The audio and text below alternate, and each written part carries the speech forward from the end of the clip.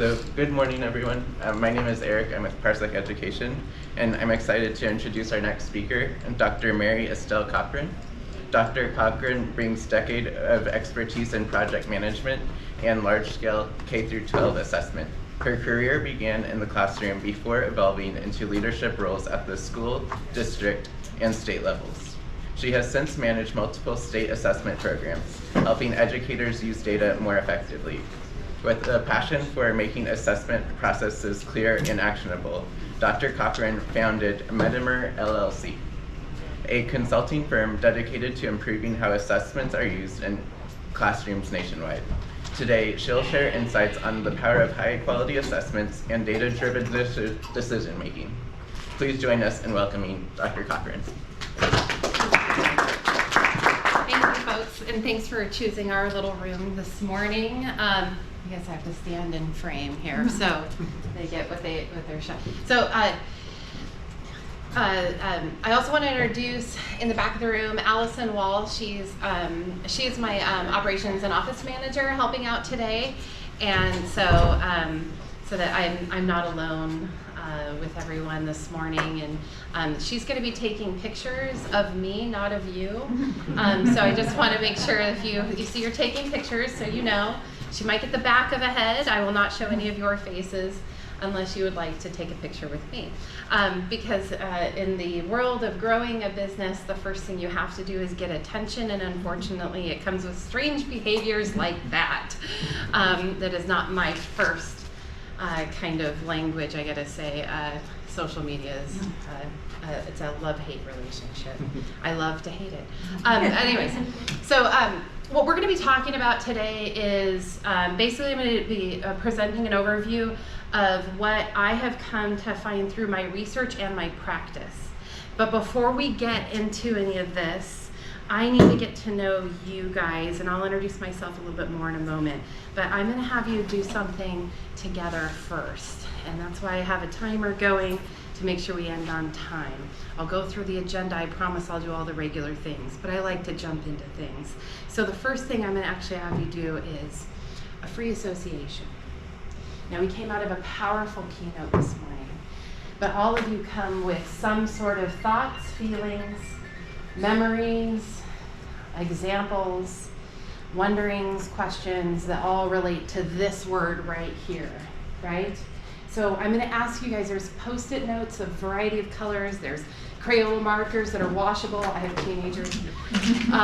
But I want you to as just free associate and put each idea, whether it's a question, whether it's a word that you think of when you think of the word assessment, whether it's an emoji, like, but I just want you to put a different idea on each Post-it, okay? So don't put more than one idea on a Post-it. It'll make sorting much harder later, okay? So I'm gonna give you a few minutes.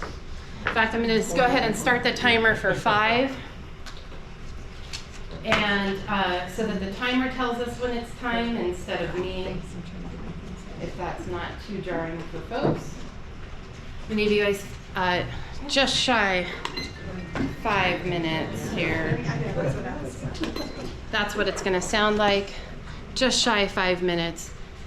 Any thoughts, feelings, wonderings, other words? What comes to mind when you think of the word assessment? Different ideas on each Post-it. I expect at least one Post-it from each person. There's my expectation.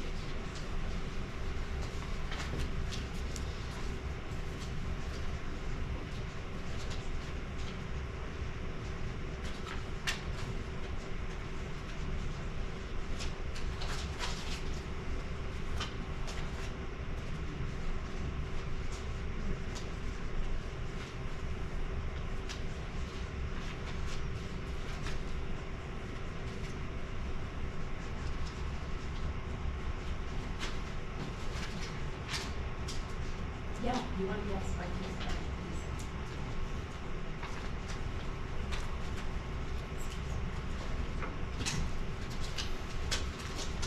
In fact, if you want to join this for this part, that would work too.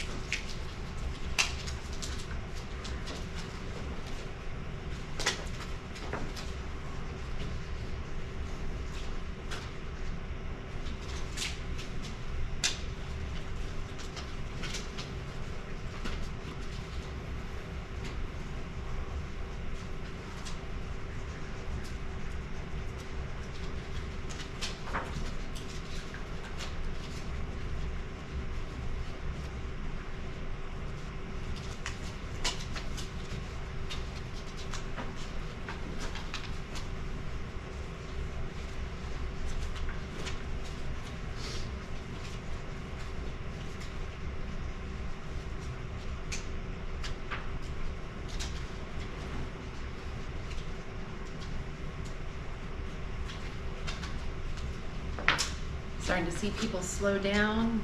Let's see here. We have just a couple more minutes. I might short it if we're done.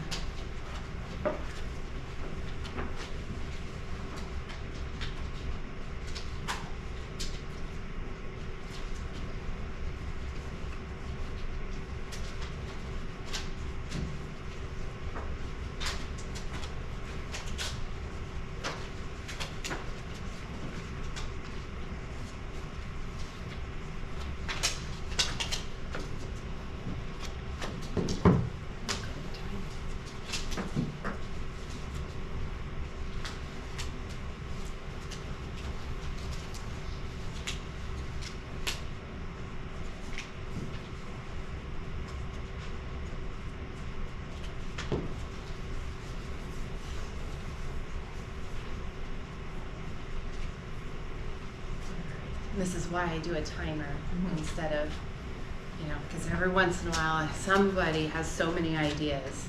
I have to pull out my extra packs of Post-its. All right, looks like everybody's pretty much in. Okay, so what we're gonna do is this. We're gonna do two things at once, okay? We're gonna go round robin, so everyone's gonna get to be able to share at least one of your ideas. Okay, that's what I said, expect at least one, all right? But the first time that you share your idea, you pick any of them from your stack, I'd like you to say, hey, my name is, and my role, okay? And then share your idea. And then it is important for everyone else to think through how that idea might relate to any of yours. And if you have the same thing, what we're gonna do is join your Post-its with that person's Post-its. Does that make sense? Okay, I'm gonna have Allison go first because she's done this before, so she can be the model for everyone, and so nobody has to go first that hasn't done it before, okay? Go for it. Okay, so I am Allison Wall, and I'm a parent of elementary school children. And my biggest one is, what are the meaning of benchmarks? Want me to keep going? Yeah, so does anybody have anything around that? What are the, why? So No, that was why? Yeah? why. All right, we're gonna put them together. Okay. What are the media benchmarks and why? And we're gonna put them here. All right. We're gonna go to that table next, and I'm gonna make Eric go next because he's on staff. I'm walking y'all into this really easy here. And then we're gonna go counterclockwise, right? We'll go that way. My name's Eric. I'm a software engineer at Parsec, and I put study groups. Study groups. Yeah. I have a question for you. Sure. Study groups for students? Yes. Okay, fantastic. Anybody else have anything related to study groups or for students? Wonderful. A unique idea, Eric. Thank you for out of the gate. And then next. My name is Adrienne Now. I'm the Director of Continuous Improvement at Merced County Office of Education. And for learning. For learning, in terms of the purpose. Yes. Okay. Anybody else have the idea of assessment for learning? I have something, different types for different purposes. Different, but it's related, right? Yes. Yeah. Let's put those together. And we're going to put them right over here. I have one as well. You have one too? Yeah, I put very, and it's in the same vein. In that same, yes. See, how we express any of these associations, these ideas, these concepts, right? They're going to show up a little differently, right? That's why we're putting it together this way. Thank you. Yes.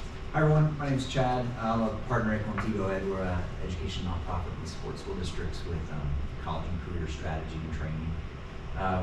My thinking and wondering was just with assessments is how they impact access or serve as gatekeepers. Okay, thank you so much. When you have one similar to that, how does my data help my child? Access, gatekeepers, anything similar? Judgment? I think so. I think that relates. Yeah. these kind of all go together. So accountability, bias, and measurement of the educator, not student. Makes me think about kind of that status. I have value. There was the measurement of educator, not student, and then accountability. We're gonna keep bias. I think these hang together really well. Value. Ooh, compliance. Ooh, compliance. Don't you love these words? Compliance, judgment, right? Qualitative.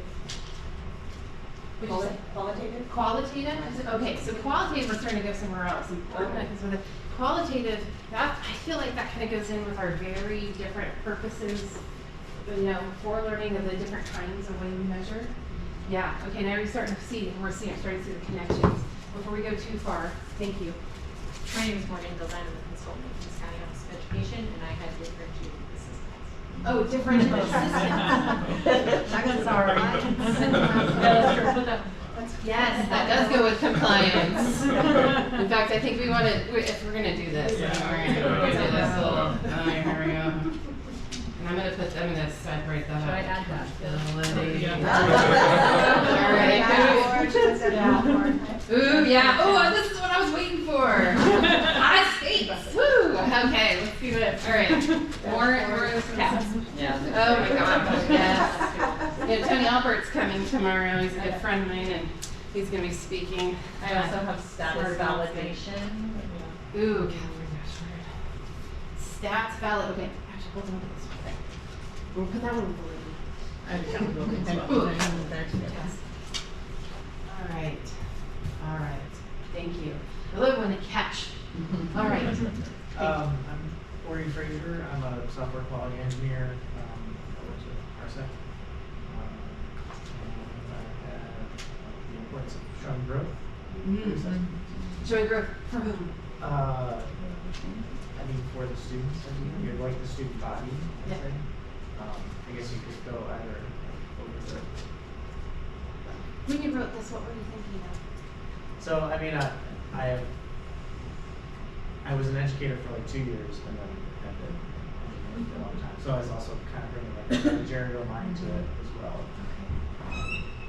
But I think ideally, like, for the school and like the effectiveness of. Thank you.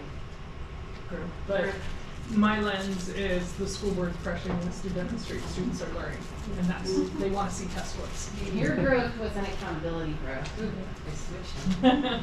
Your growth was an accountability growth. Your growth was different. This is why I asked for the clarification.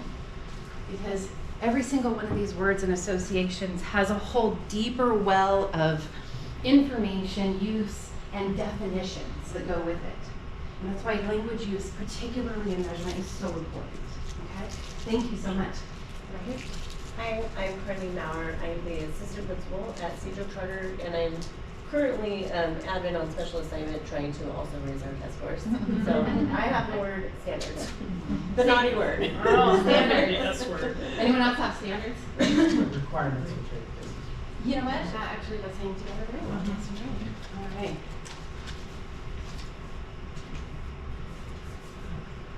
Thank you so much.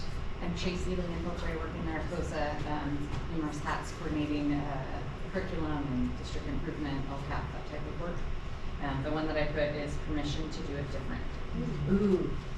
I know exactly what I was saying. Anyone else have something along these lines? And how can we make it faster and more effective? Ooh, okay. Permission to do it different. How to make it faster, more effective. I have method. Thinking from the whose lens? From a school practitioner, a teacher, a counselor, how can we just quickly better understand where kids are and make it more useful? Thank you. Yeah. I wanted to make sure that these kind of hung together properly. And then method, that you were thinking method in terms of how we're using it and whatnot? And what we're deeming assessment. So, kind of with that idea of permission to do it different, we have a traditional view of assessment often, and we really need to think about the method of what we're utilizing as assessment. Absolutely. I'm so glad you guys were here. I didn't quite understand, and I think I have 2 more to go with that. Really? That's fine. Yeah. If you can, they can hang together. I wrote one more, or one more way. That Absolutely. was a question Less. and then change.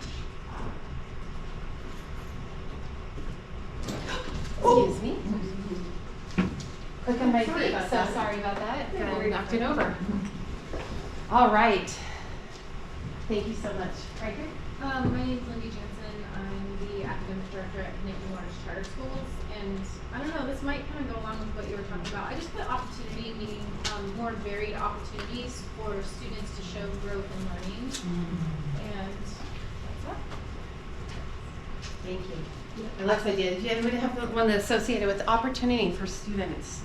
I to put, demonstrate. sounds very negative, I put no alternate way to demonstrate knowledge. But it's those actually, it's like two sides of the same coin, isn't it, Matt? Thank you. Thank you for I that. have one similar. From the student lens, Yes. determines how smart or dumb I am. Oh, That was me growing up. It's all of us in one way or another. I also wrote this from the student lens. Why do we care? Why do you make me do this? Well, you qualified this for the student lens. I because put no that- more. From student lens? Yeah. Right. I put nervous for student loans. Nervous? Do I want that one? Let's go to deficits versus assets. When you wrote it, what were you thinking? Well, I was thinking now that we've added LTELs, right? And it's like as if it's a negative, we have to get them out of it, not valuing that they are Spanish speaking. It's, and my whole mindset is there's a problem and we have to fix them. And I feel like that's missing, valuing who they are as people. Yes. So rich. Deficits versus assets, but her explanation was so rich. Think mine might go there and pressure. Pressure could be. But I was thinking from the teacher. testy, I was from thinking teacher? from both teacher and student. Write a second one, please.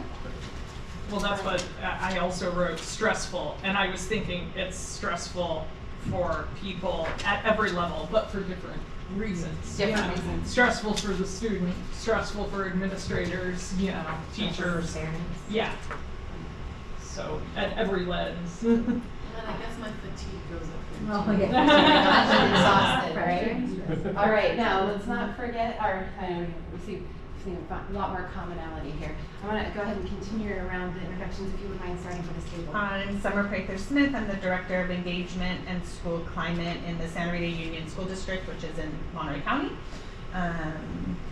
And I am going to choose status validation. I think that assessment is used to validate student status, school status, community status. I think it's used as a huge measure of status. This one's going to go over there. I have a quick question, Allison. You wrote fatigue. Adult or student? I'm gonna go with teachers. All right. Anything around status validation, classification. We had judgment up there earlier. Data, yes, data goes up here. I have proficiency and intervention. Yeah, because those are ways that we are classifying the student's performance in terms of proficiency. Is that how you meant that? Mm-hmm. And then intervention is the intention of, what do we do next, right? So that's what you were thinking? Okay. Just clarifying and making sure I'm not assuming what you meant. Excellent, thank you so much. That might go with there. Yeah. Formative. Formative? Yeah. Yeah, formative, we can add formative up there with, especially with the for assessment, for learning. Kind of related, continuous improvement. I really think that's the way to change, small incremental, but we don't pick the right things that are critical levers to change. This is definitely coming down here with our data. Going back to formative, not for grades. Formative, not grades. All right. All right, thank you. Let's go and continue on. I'm Stacy Kuhl, Merced Union High School District. I'm a program administrator and I oversee math, science, data, and testing, among a few other odds and ends. Yeah. So it's all these things. Yeah. And I think one that we sort of have touched on a little bit, but not maybe directly, is irrelevant. And when I wrote this, I was thinking mainly from the student and the teacher lens. Administrators, we like to keep our jobs, and this is what we've been charged with. So we have some relevance, perhaps. Look at you already prepping me with two of them, figuring out my logic. Love it. Anyone else have irrelevant or something like that? Okay, fantastic. Thank you. And Carmen? I'm Carmen. I'm Rodriguez, Executive Officer from the AMA Office, Analysis, Measurement, and Accountability here in Fresno Unified. Mary and I go back we used to work together. So I was really excited to see her this morning. The things that came to mind is that the scores must be meaningful. When you're getting those types of scores like meet standard, does not meet standard, it has to really mean something. We're not just, when you're creating an assessment, you can't just put these labels. They have to be meaningful, which goes back to the data has to be valid and reliable. Yes. All of that goes together. Thank you, Carmen. Anyone else have? I have reflective. Reflective of what we're intending? No, both from the teacher and the student side to make it meaningful. Can you make it reflective? I wonder. I I almost did, but I didn't. I have connection and validity. Yes. I wrote flawed. Which if you do not have validity and reliability, Yeah. what is it left? It is flawed, Mhm. right? Here, let me add confusion to that. To which one? Not confusion as far as what it's measuring? Mhm. Okay. Confusion a lot different. Oh, I know, I put it on all three. And what was this one? That was the second one. The second reflective, thank you so much. Excellent. All right, continuing around. Dana Stinson, Director of Curriculum Instruction and Assessment in a small rural school, it's hard to say rural, anyway, rural school district. And I have two, I don't know which one's more important. We'll start with one. I thought parents' lens, fear, and just that my kid is failing and I don't know how to make it happen. And do you want me to say the other one? Ethical conflict. Like, I know that this is wrong, but I want the kids to have a seat at the table, so I wind up putting pressure on it, and so I feel this war inside. Amen to that. Yeah. It's part of my stressful. Yeah. This is why I'm doing what I'm doing today, and not what I used to do. And I'll come back to that. I'll tell you a story. Anything else that connects with that you might have in front of you still? Wonderful. Jacqueline Pennell, I'm an administrator, former principal, so this is going to come off as kind of negative, but I'm a very positive person. I just want to preface that right now.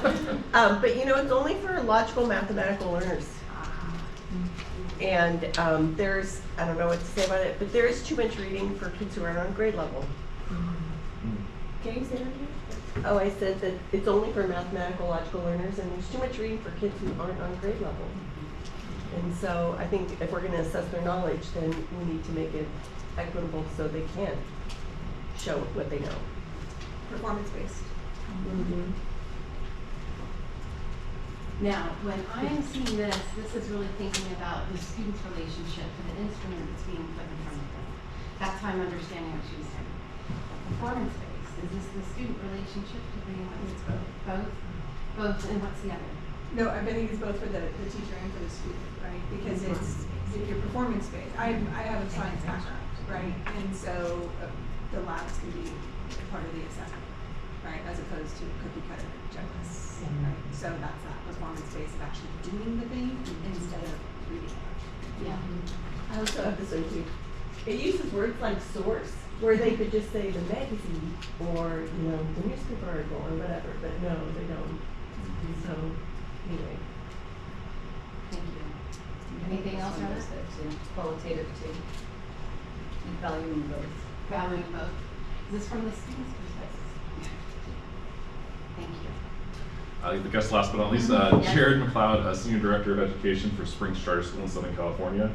My background is all charter education, so everything is about compliance and renewals and stuff like that, and just the high stakes of keeping staff employed and kids going to school. So it was all compliance and accountability. So I know it's been said many times, but that's what I got. That's beautiful. All three of them. Fantastic. Thank you so much.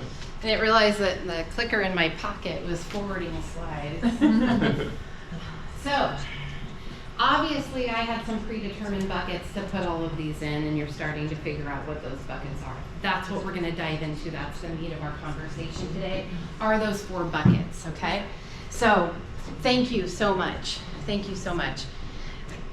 A little meta facilitation moment. That was my formative assessment, to not only understand who's in the room, but what are you coming to, and I have a better idea of what you're seeking out of this information from me today.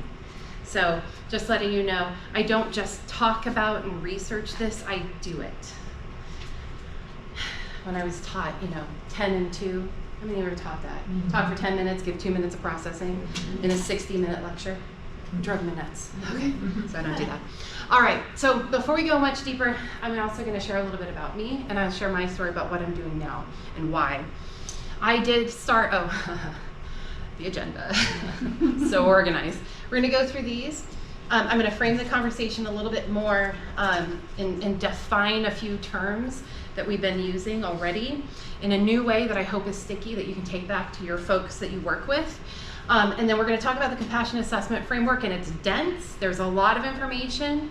I just want you to get the ideas and the associations, and I have notes and things that I can share afterward, that so you don't feel like you have to take a lot of detailed notes as we go. I do want to give you an opportunity to think about how can you apply this back in your own context, okay? So that's where we want to get, and we're going to do it. Okay, so first, a little bit about me. So my name's Mary Estelle. It's like Mary Margaret, Mary Ann, Mary Kate, except for nobody knows Mary Estelle. So it's been very difficult, so I just kind of go by Mary now. That was for Carmen's benefit. We've known each other now for almost 20 years, which is really scary when you put in that number. But I started as a teacher in Fresno Unified. I taught at middle school history and social sciences at Tippity Middle School. And then I opened an AP Human Geography on-ramp 9th grade class at Hoover High School in Fresno Unified, which was my alma mater. Strange experience to teach with people who were my teachers, but wonderful nonetheless. Being able to be an on-ramp AP course, that was the first time I ever experienced the classification and the ethical dilemma of what are we intending to do and what are we actually doing to our students. Because I was told after quarter one, you still have too many students in your class. And I said, I'm an on-ramp class, I'm keeping all of my kids? No, in AP classes we weed them out. And I said, oh, no. You hired me to do this job, not a weed out job. I'm gonna bring all of my kids up. Every single one of my kids, except for one, who decided after multiple conversations it wasn't the best choice for him because he was really into sports and that wasn't his focus, totally respected it. It was his decision, I did not push him out. Every single one of those kids, except for one, other than a few that moved, we have mobility and whatnot, did go all the way to the end of that class, and then they had the choice themselves to continue in AP or not. And then I moved to a site administration role where I was a teacher on special assignment, and then I got pulled down to what was at the time research, evaluation, and assessment, and that's how I fell into this assessment world. Building tests, local tests based off the brand new Common Core state standards and all this college and career readiness stuff. Fast forward, that led me to another district leadership role in Portland Public Schools, where I ran their assessment and measurement department. And because of the work there, I got the attention of the Oregon Department of Education, where they recruited me to be their director of assessment during the first years of Smarter Balanced rollout in Oregon. From there, got the attention of the vendor. And so within 2 or 3 years from that, I was running 6 states across the United States, or statewide programs, out of a company called American Institutes for Research based out of DC. What I've never lost, though, is what a real classroom looks like. Anybody knows what Tippity Middle School looks like? It's one of the poorest middle schools in the city of Fresno. And actually the voting jurisdiction that is in that area is one of the poorest in the nation. I never forgot what that experience was like. But the reason why I knew that I couldn't just keep rolling out these statewide assessment programs is because I knew there was a really big problem. When I was at the Oregon Department of Ed, I was the director of assessment. We get this parent that called, really upset. And my team's like, what, I was like, give her to me. Started talking to the parent, understanding what's going on. Finally got to what she was struggling with when she said, well, when we get these results, and her child was in 3rd grade, when we get these results, I'll know if I'm a good parent. And I realized we are seriously screwing this up. And we've got to figure out how to do this better, because one, that is not what it's intended for, it's not what it's designed for, and it should never be communicated that way. So somewhere along the lines, we are not communicating properly. And we're really, really missing something. And so even though I've gone through and worked with a lot of statewide large-scale assessment, the entirety of what assessment is has never left my thinking and my research and my practice in terms of how we roll things out. So knowing my background, I'm not surprised that I see a lot coming over here in this first post-it, right? And nothing in the next one. Ooh, it's always fun. Anyways, but one of the things I want to point out here is though that I went from the classroom to site admin, from site admin to district admin, from district to state, from state to vendor. I'm even a stepmom. There is no dark side that I haven't walked. Okay, I didn't even tell people what I did for a living on airplanes for a period of time. Okay, and so, you know, there's a lot of flack that comes from working in this space, but I found a lot of value in it too. So with that, we're going to go ahead and dive into some framing of the term assessment. And I hope that you can take this idea back with you, because even in this conversation, we've been really focused on one type of assessment, although we've had some glimmerings of what other things, like formative, you know, qualitative, you know, kind of collections and things like that. And we always think, assessment, we go to those big statewide test assessments, particularly with somebody in my background. You're going to think that too. That's not actually what I mean when I talk about the word assessment. So here's an analogy. I like analogies. Analogies are fun. It's like the word lunch. And here's how it's like the word lunch. So there's like the lunch you make that's the leftovers from last night. It's whatever's in your fridge. You know, it's the stuff you like. You know, you pick those olives off. I don't know why your husband puts them on or my husband puts them on, but I pick them off. Anyway, it's very unique to me. It's what I like. It's what I feel like tomorrow, right? Okay. There's the banquet lunch. We're going to experience that later today, I'm sure. It's really similar across groups, right? What chicken is it? Right? That's what you expect. You're always excited for taco bar. But you have some limited substitutions. And also, it's really relatively consistent. If you go to the conference at that same space over and over again, you're going to get to know their menu, right? Okay. Now we got canned lunch. Not an exciting lunch. However, because it's always the same, there is something comforting to that. So sometimes we crave this when we're sick, right? Also, because it's shelf stable and reliable, it's the first thing that flies off the shelves. Remember during COVID? Those cans were gone, right? And so there is something about that consistency that has its value, right? And then last, there's like, hey, let's go out, let's do lunch, right? This is a process. Doesn't matter what you're eating, it matters who you're eating with. Now, when I talk about assessment, I'm talking about a process usually. However, anytime you're talking about assessment, it could be any of these. Teacher created is like your lunch that you bring to school. Your local assessments are the ones that are really similar, limited substitutions, right? CASP is like those large scale assessments. Doesn't it feel like Campbell's? And then, I'll tell Tony that tomorrow. And then assessment as a process is how assessment gets embedded into PLCs, right? It's a part of the PLC process when done to its full extent, right? Okay, so when I'm talking about assessment, I'm talking about a process, okay? And I'm going to try to qualify what I'm saying if I'm talking about a large-scale standardized assessment, a classroom embedded authentic assessment, a whatever, right? We have a lot of words for different types of instruments, screeners, diagnostics. Sometimes those are put together, right? And they mean two different things. So it's a vocabulary soup. And I urge you, when you go back to your context, that when people start talking about assessment, you stop them and say, hey, let's define what we're talking about here. Because all of these ideas all do relate, but they may not be relevant in the moment, okay? So really taking that time to define it. So the compassion assessment framework is something I didn't research and discover. I figured out how I was organizing my work in practice. And then I went out and said, well, hey, I wonder if anyone else has seen this in the research. Despite having a doctorate, I have an MD, not a PhD, which means that I purposefully sought out a doctoral experience that was focused on being a practitioner and applying knowledge and applying research. And so I've kind of married things here.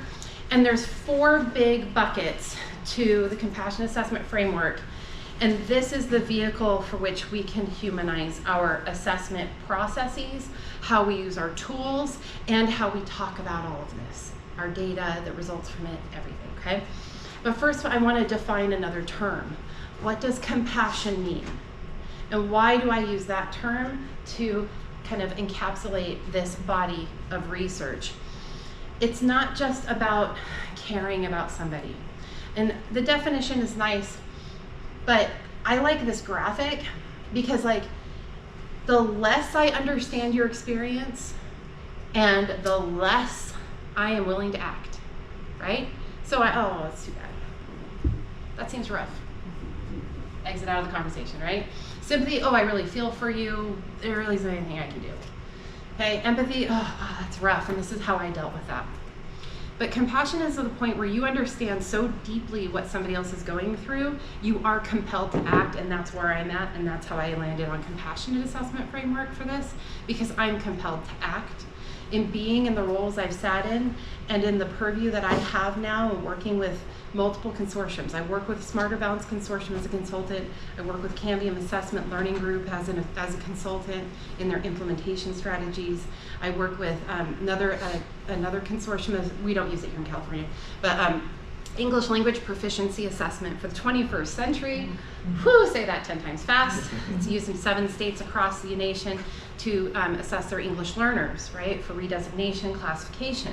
These are really big instruments that are very high stakes, and they are actually being used to determine students' futures in many ways that were intended and not intended, and I have to act. So that's where we are here. So definitely want to help. And my aim in bringing this information to you all is to try to bridge the communication gap of the conversations that are happening at the national level. I've worked with the NAEP group, I've worked with a lot of different organizations, but really working with state departments, I have to tell you, they're having these conversations and they're wrestling with many of the same things you are in their arena, but we're not always talking to each other because we are not speaking the same language. Every level has a different purview, and every level therefore has different priorities. And then that gets reflected in how we talk about things.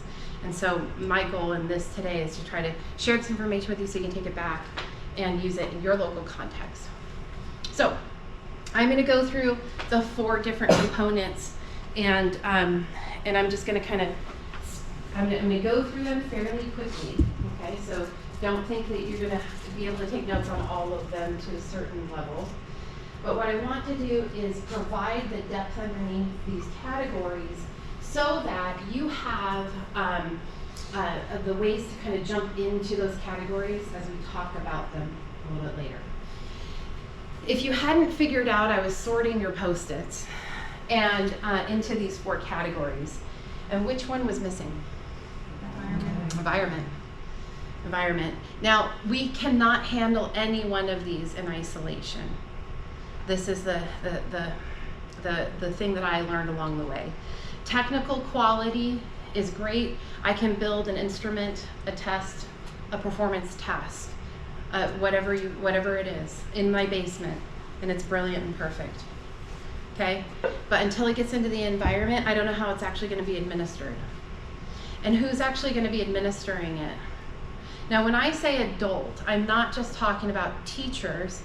I'm also talking about administrators. I'm talking about policymakers. I'm talking about board members. I'm talking about parents and families. The adults in the situation have a huge impact on what is happening with that instrument and what it was built and how it was built, and also making decisions about the environment within which it will be given to the students and how we will use the data. Right? Now, you guys had quite a few in the student arena. I have done this this activity with a group of administrators that was school-based and district-based administrators, and they had stuff for every Post-it except for student beliefs and attitudes, and I thought that was really interesting. Now, if we attend to all 4 of these in a conscious and deliberate way, I think we can get to what I call compassionate assessment.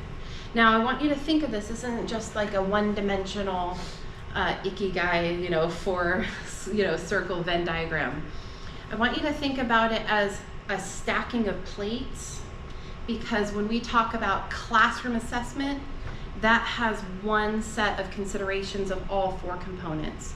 If we're talking about local assessments, now we're having a different conversation, right? So that's another plate on top of it.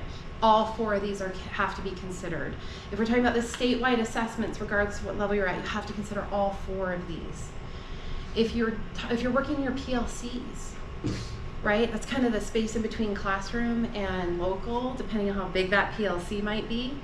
So you know, don't just think of this as like a 2-dimensional overlapping, but it's like a stacking, like a tower. Okay. All right.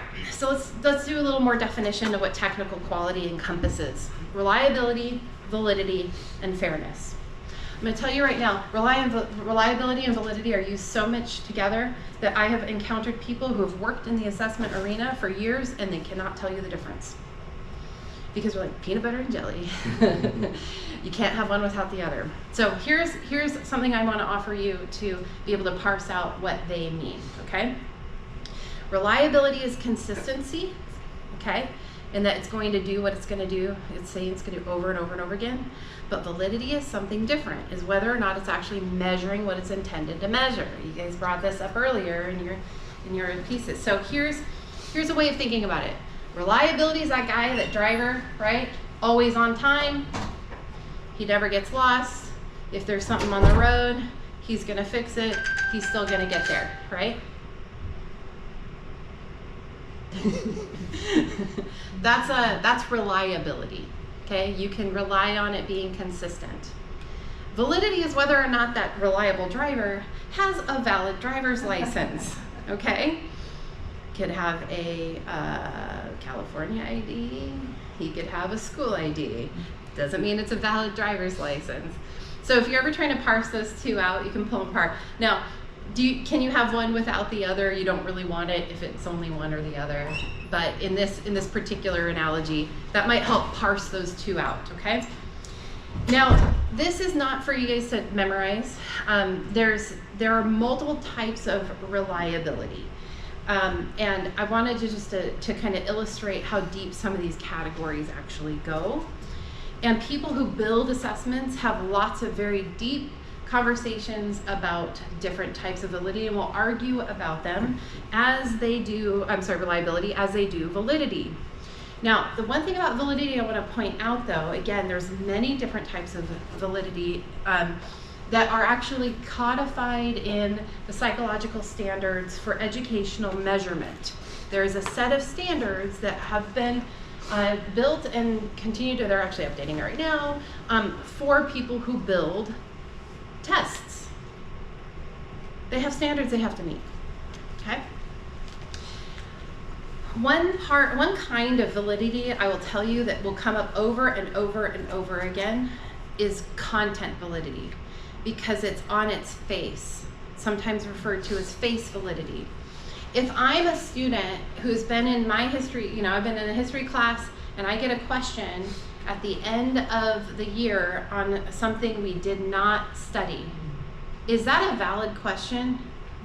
I'm having an immediate reaction. I'm like, that's a stupid question. We didn't even do that. I don't even know. Why is it even on the test? Now I'm doubting as the test taker the validity of this test, even if I don't have the words to express that. So you're going to see that show up in interesting ways. Teachers are going to see the test, they're going to look at the test items. It doesn't matter if we tell them to look at them or not. People look at the test items. I look at the test items. Let's be real, okay? Okay, we all look at them. It's what you do with it after you look at them that matters. But that is another point of of validity on its face. Does this relate to what I'm actually having the students do? And if it doesn't, we have a mismatch here and we don't have a valid assessment anymore. One of the things that I wanted to touch back on from the morning's keynote speaker, she said something about the constructs being socially created. Absolutely true, because what we're trying to do is create valid measurements off of these constructs that have been socially created. And if we don't agree on the construct, Again, now we've compromised the validity. Now, this is typically kind of where we stop and we go, oh yeah, and then there's this Ferris thing, we got to deal with that. But I think that the real future of making any of our tools, whether it's at the classroom level, whether it's at the local level, if you create it or you buy it from a vendor, or if it's at the state level, is how are we addressing not just accessibility, but also all the different kinds of bias. I think we got some really good information on that this morning. So I'm going to move forward into the environment. We're doing good. The thing that you didn't talk about. But what's interesting about the environment is that if we are not cognizant of the conditions, if we're not paying attention to the logistics, if we're not actually ensuring that technology is ready and doing those things, this is like the space of the test coordinator, whether at the school or the district level, and the environment considerations will run a test coordinator ragged. I know, I've been in that chair. Because what we try to do is provide all the information, we try to set it all up, we try to do all the things for everyone else to relieve the burden of the people who will be implementing it in their classrooms, talking about in the large scale assessment kind of space, or even the local assessment space sometimes if it's kind of a big collection, like big testing window, we have to do all the scheduling and all of that stuff. But if we don't deal with the other part, the adult attitudes and beliefs, every step of the way as we're working with the technology, we're designing the logistics, we're thinking about how to actually get those accommodations into the hands of the students. It doesn't matter how much preparation work we do, it will be disrupted by the people that don't agree with it. And that's why the human part is so integral in what we're doing, even when we're planning the environment. I'm going to skip through some of the kind of the meatier slides here, but I'm happy to offer the notes. I actually have a master class on this. It's about 4 hours long. So there's a lot of dense information here. But one thing I do want to share with you is a little story. I have so many terrible stories. I really should have better stories. But I want success stories, not utter failure stories. But the assessment accommodations, there I have encountered in the wild, as I say. Oh, I saw it in the wild. I just read about it in research, and then I saw it in the wild. It actually is real. I have encountered school-level educators who withheld accommodations from students who had those documented in their IEPs because they thought it gave that student an unfair advantage that they didn't think they deserved. Illegal. Kind of illegal. But again, if we don't attend to all of the components, this is how these things fall apart, right? So I'm going to skip through kind of the more kind of dense part here.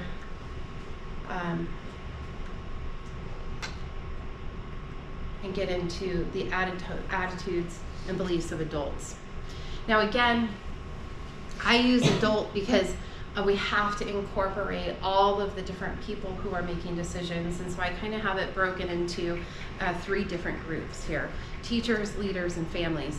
I will tell you, in the policymakers and board members, I think really truly are their own animal.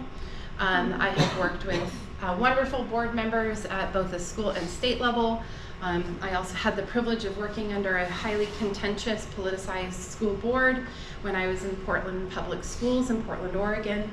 Every board meeting was a political show, and I was escorted as the person running the assessment program for the district. I was escorted into the board meetings by Portland police for my own safety. So, like I said, I need more good stories, right? So this is why I want to talk. This is more of a good story. But that's why I say I think boards and policymakers really are their own kind of animal. But every single one of these groups have different considerations. I'm really excited about some of the work that's happening in the community-based schools because I think there's new opportunities to communicate with our families there.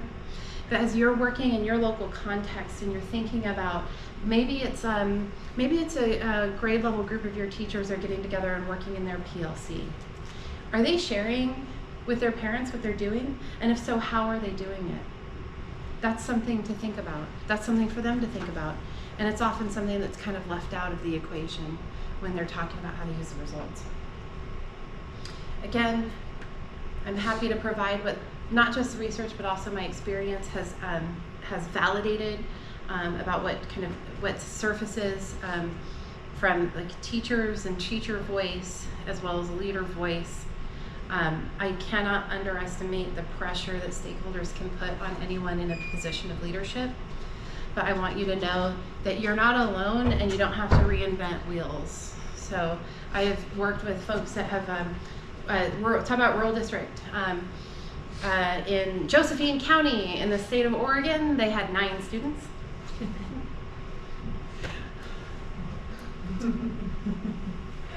And then when I went to Portland Public Schools after being Fresno Unified, they'd say, oh, we're too big to do that. We can't have instructional coaches. We could never do it in our district. We're too big. And I was like, you're half the size of Fresno.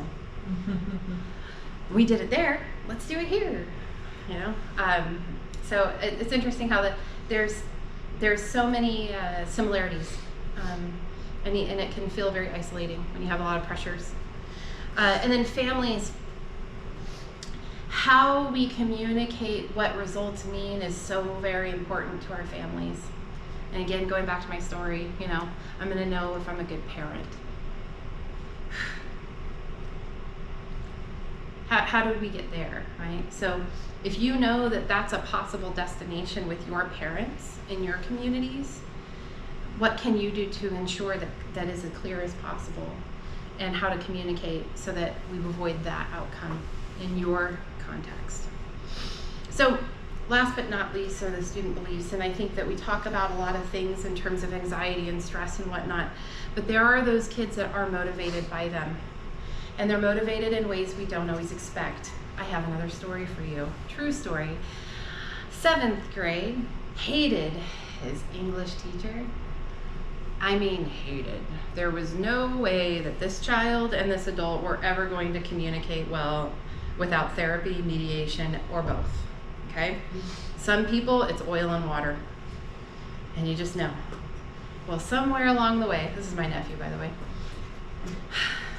somewhere along the way, he got the message that, well, those scores at the end of the year on that big state test are gonna reflect on her. So do you know what he did? He was motivated to tank that test as well as he possibly could, and he did. He not only got such a low score, he got a flagged score. So my sister's like, hey, what's this mean? I said, he got so many answers wrong, it got flagged for cheating because he was changing his answers. So I happened to work for the company that actually scored those tests at the time, and I was like, oh, I know exactly what this means. He got flagged for cheating because he was changing his answer. He's like, oh, I know this one's right. So which one's wrong? That one. Okay, next. Okay. Comes back and they're like, well, we can't put him in the honors English class next year. And my sister's like, are you kidding me? This was on purpose. So motivation isn't always to do well. Sometimes motivation is to do, well, tank it.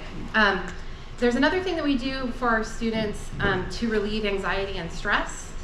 Getting ready for testing season, folks. There's some things that we do in our local context that I've seen a lot. Have you guys ever seen the don't forget to eat breakfast, next week is testing week, right? I would like to provide to you an alternative interpretation of that. Next week is the most important week, and all the weeks preceding it didn't matter. Breakfast only matters when you're measuring my performance on this thing I don't understand. And I've been told by adults in my life, my teachers maybe some administrators, maybe my parents, but adults have told me it doesn't matter, don't worry about it. And another group of adults are telling me it's really, really important. What does a confused mind do? Do you know? It's noted in psychology and in neuroscience. What does a confused mind do? Nothing. They don't do anything. They're like, oh. Left or right? I don't know. You ever been giving somebody directions? They go, do I turn right? And you go, yeah, no, wait, left. And then they go straight, right? I don't know what to do. They go straight. No wonder that our students are making some of the same choices. Or making choices, right? Do nothing looks like sometimes, it looks like the kid checking out of the test. And we say, well, how do we get them to care? Let's give more pressure on them. Think about that. Think about our strategies, getting students to care. Is it because we care? How do we get them to care? How does this impact them? Maybe it doesn't. In the situation of the large statewide assessments, it may not impact them. And to lower their stress on it and say, hey, you're gonna see stuff on this thing you've never studied. But somebody at another school, another part of the state, might have studied it. And that's okay. You just do the best you can. We're just gonna look at the whole group anyway. Local assessments that you're making decisions at the local level and actually aligning curriculum and maybe pacing guides too, different conversation with your kiddos. Hey, remember when we studied this, this, and this? You're gonna see it, don't forget. We started talking about this, you might see some questions on it, just do the best you can. Go back to the steps, you've learned this. If you emphasize the learning and the effort over do your best because it's important and what's gonna happen next, it does something different to the test taker. So as we think about how we encourage engagement, how we encourage our students, and how we encourage our students to explore different ways of responding. Did you know that you can respond on some of these large scale tests and the math tests, the students can respond in Spanish and they can still get credit. Do the students know that? Chances are they don't.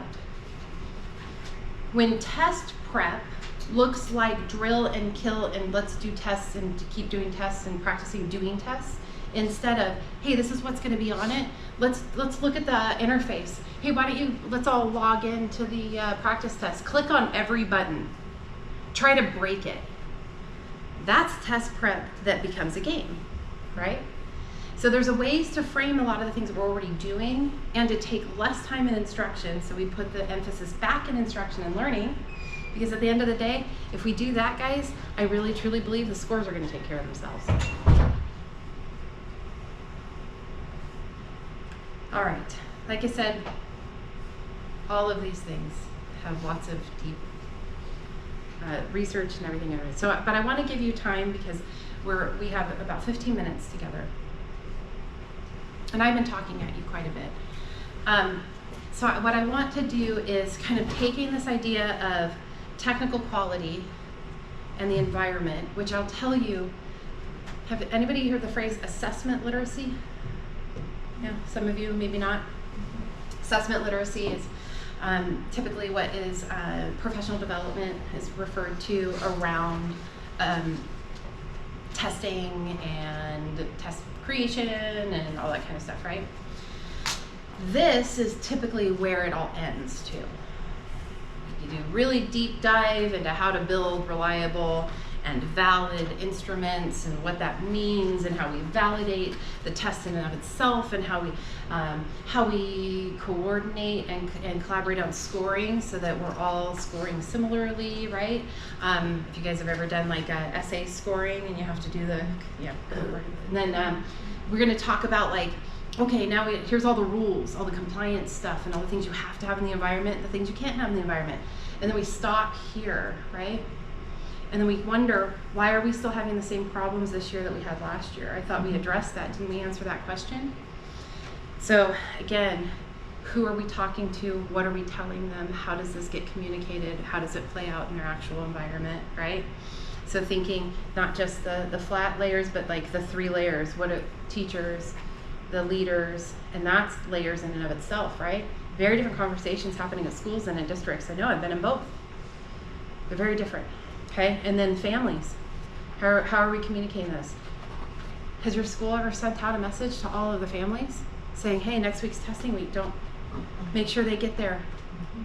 Make sure they get rest and they get breakfast. We've just told our families that's the most important week of the school year. So it's no wonder why they don't care if their kid shows up after testing's over. No wonder. But to keep it from being too complicated, because it's layers upon layers, is considering those kiddos. I will tell you the biggest gap I see is particularly at the local assessment level where we buy these kind of off-the-shelf products, right? And there's a whole litany of them, right? There's a whole long list. So I'm not calling out any one product in particular, but they'll do like a trainer of the trainer session, right? And they'll train a few people maybe at the district level or at the school level in that first year, and they're like, okay, peace, right? And then they're done, because that is the end of their contract. But that assumes that you have enough of a deep well of technical knowledge and understanding in your locality to be able to further implement. And I know that that's a huge gap, because it's a huge gap for state departments, because that's a gap I've been standing in for the last 8 years professionally for states, and I see the same need at schools and districts. There's a space there to translate it, so that we can actually have intelligent conversations with our adults and have answers for when they ask the hard questions. And actually be able to explain to the students what they're going to encounter, why they're going to encounter that, why a fixed form test is a very different experience as the test taker than an adaptive test. In an adaptive test, if I do well, I'm gonna feel like I got half of them wrong. And you did really well. Guess what? If you did very poorly on an adaptive test, you're gonna feel like you got half of them right. Think about that. They come out and they talk to each other after these adaptive tests, right? Oh, I did pretty good. Oh yeah, I don't know, I didn't do so well. Different mindset, different assumptions about themselves and what they can do as students, right? How smart I am, okay? They come out of this experience with their own lens. That student that's accustomed to failing goes, hey, I did pretty good. I think I got like half of them right, right? That valedictorian track high achieving student, why didn't I get 900%? I know I got 2 points off, but what did I need to do for those extra 2 points? That kiddo walks out of an adaptive test and goes, I don't know, I tanked it. I don't know. I got like half of them wrong. Every other question, I was like, I don't even know. And then they get the results and it makes no sense. It doesn't comport with their experience. How do we make sense of that for them? Well, if you don't have the technical understanding of how an adaptive test works, how do you have that conversation with the kids? You can't. Whereas a fixed form, hey, 100%. The problem is we walk into those adaptive experiences, or if they're more complicated, like NWA, iReady, they have gating. So they're adaptive to a point, right? Or our poor performers, this design kills me. Poor performers just keep getting questions. Like more questions are gonna help them learn right now.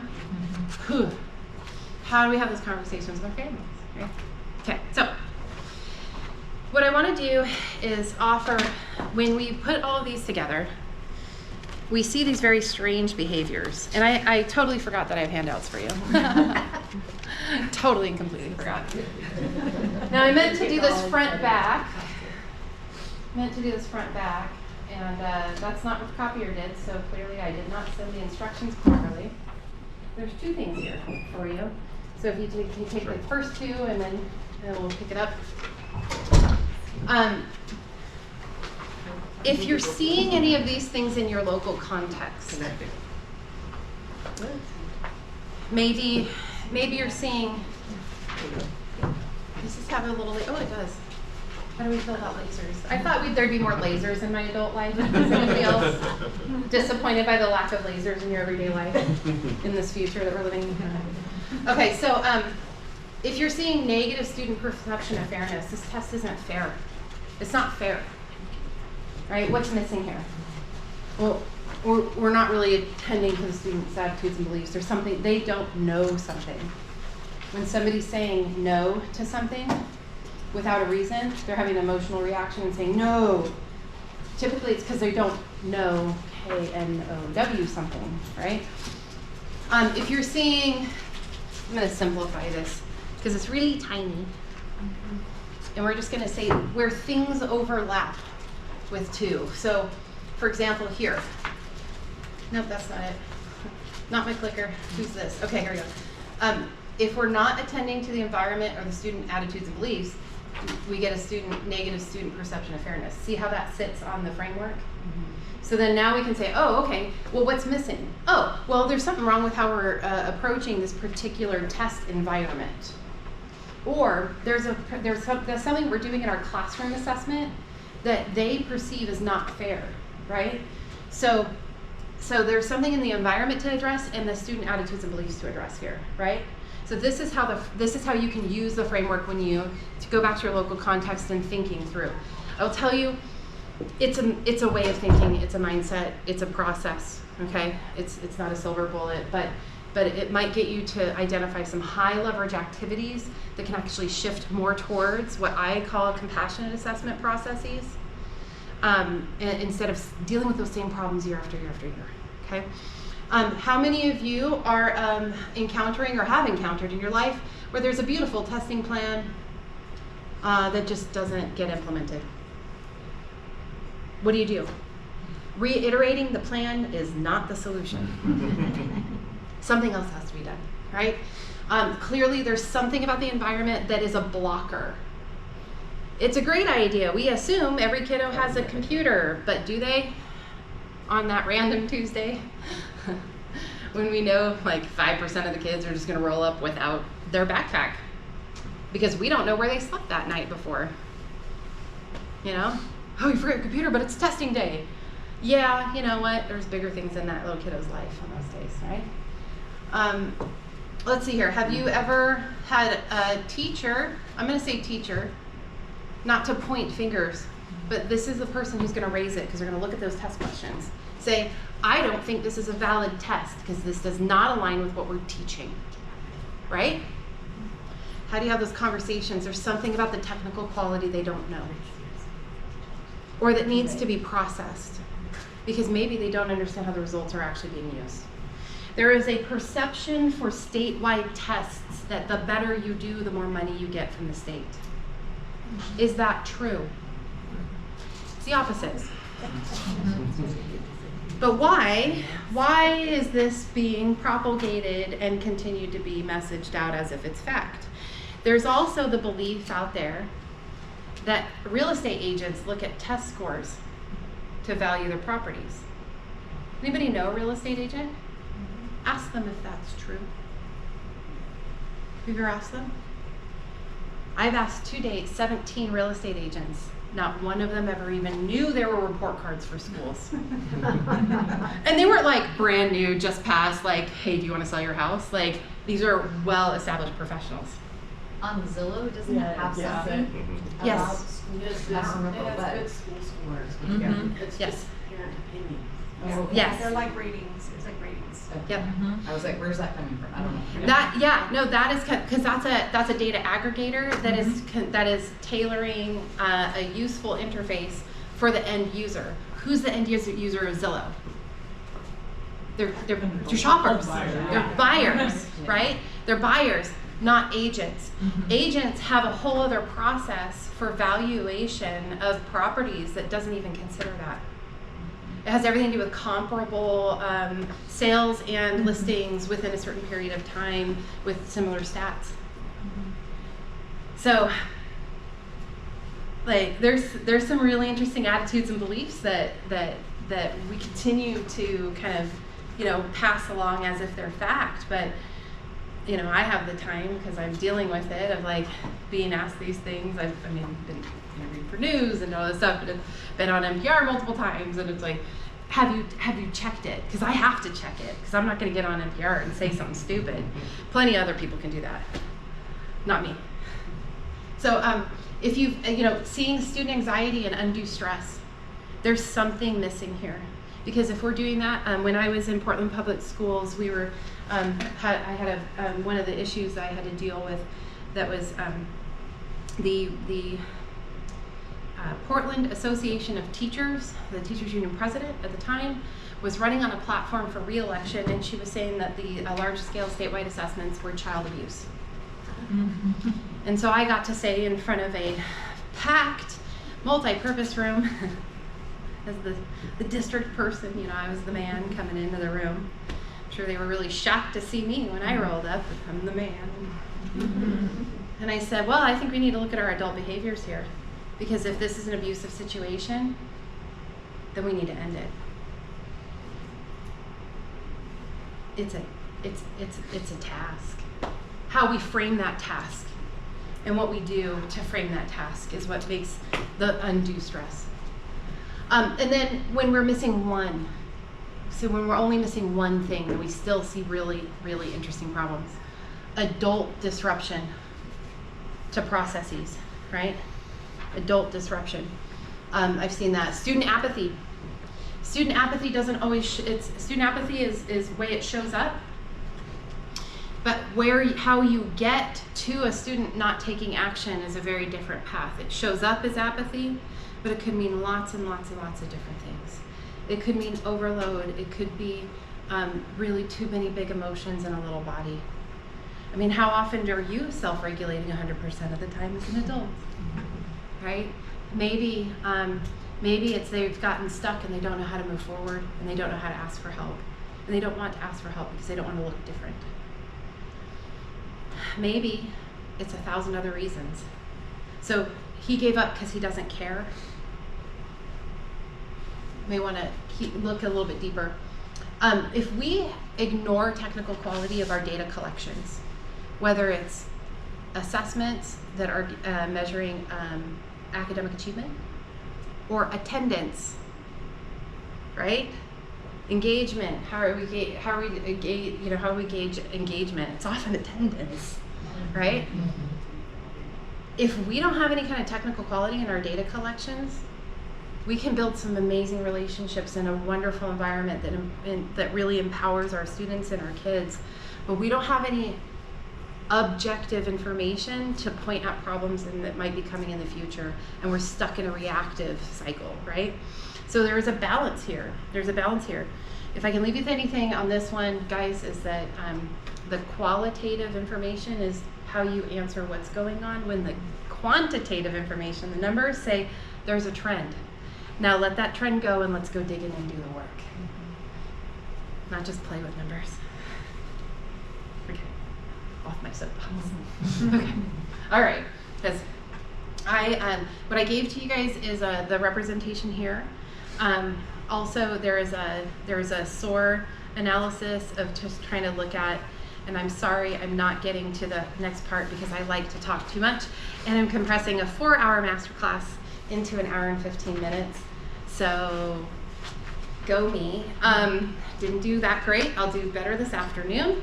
But I do want to get into looking at strengths and opportunities and aspirations for each of these areas, so that then you can identify within your own context a particular thing that you're seeing, a problem, a challenge, a wondering, and then identify a high leverage response to actually shift it so that you're not dealing with that same challenge, problem, or wondering again this time next year, okay? And as we're looking to the next few months, and we're getting into testing season. Oh my gosh, I hate that phrase. I hate that phrase. Because then all the rest of the year is learning year, right? But when nobody talks about learning year, we just talk about testing season. I've got an ebook about misconceptions if you guys want to check that out. And that might help with some of those conversations if you're seeing people say, hey, it's not reliable, it's not valid, right? There's often a misconception somewhere, an assumption of how these tests work. Also, if you want like the deeper notes and kind of some of the other information, please feel free to reach out to me. That's my email, or you can hit me up on LinkedIn. I'm happy to continue the conversation. I will also, here's my shameless plug part. I am looking for partners who are looking to employ a compassionate assessment framework in their local context at school or district level to support the research for my book on the compassionate assessment framework. So if you're interested in that, just reach out to me. My contact information is there, because I am looking for partners for the research so that I can add some different and new stories into the research for the book before it gets published. So with that, Thank you for your rapt attention. Thank you for your participation. I hope this was valuable to you. I'm happy to have conversations about what's happening in your local context. Maybe you're struggling with something, whether it's taking the data and translating it to your plans, whether it's communicating data, whether it's planning for the large-scale statewide assessments this spring, or communicating to your families. I've walked alongside or been the person doing it, and just know that you're not alone, and there's no wheels that you have to reinvent. So when you start finding yourselves reinventing wheels in the land of testing, please reach out. I'm a resource to help you and can connect you with others that are doing the same work or not help you myself. But also just know that it's very isolating sometimes when you're dealing with this, especially if people go, oh yeah, you're the data person. And then they don't think that, you know, you happen to do other artsy stuff like paint. It's not just spreadsheets in my world. It's actually a lot more humanity and human elements that are more relevant. So I hope this was useful. Thank you so much. Thank you. Oh yeah, Allison's got my card if you want that.